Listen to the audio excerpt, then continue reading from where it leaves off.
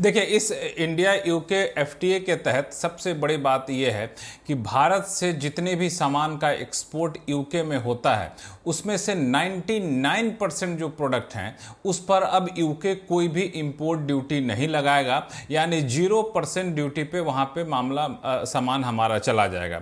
उसमें मिसाल के तौर पर टेक्सटाइल और कपड़े जहाँ पे 12% तक इंपोर्ट ड्यूटी यूके लगाता था, अब वहाँ पर 0% ड्यूटी लगेगा, यानी कोई ड्यूटी नहीं चुकानी होगी हमारे एक्सपोर्टर्स को। वहाँ 12% सस्ते में अपना माल दे सकेंगे और वहाँ दुनिया के जो बाकी देश माल भेजते हैं उनके मुकाबले बहुत ज़्यादा कॉम्पिटिटिव होंगे।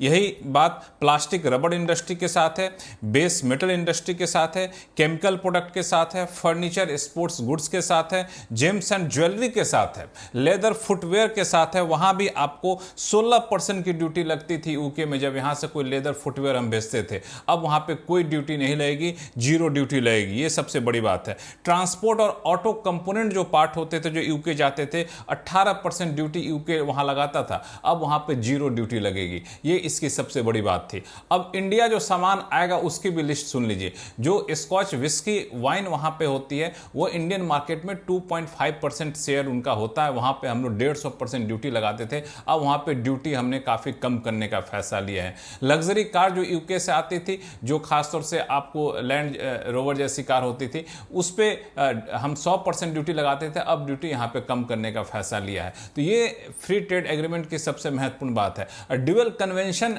एग्रीमेंट किया गया है। इसके मुताबिक जो दोनों देशों में कारोबार लोग करते हैं उनके लिए बहुत ज़्यादा आसान होगा। आईटी सेक्टर के लिए, आईटी सर्विसेज देने वाले के लिए, फाइनेंशियल सर्विसेज सेक्टर के लिए, एजुकेशन जो डिजिटल सर्विस मुहैया कराते हैं उन सब के लिए ये बहुत बड़ा फायदे की बात होगी। अब ये डील पूरी हो गई है, अगले कुछ हफ्तों में इसके कानूनी पहलुओं को देख करके साइन कर लिया जाएगा और फिर 2 से 3 महीने के भीतर ये अमल में आ जाएगा।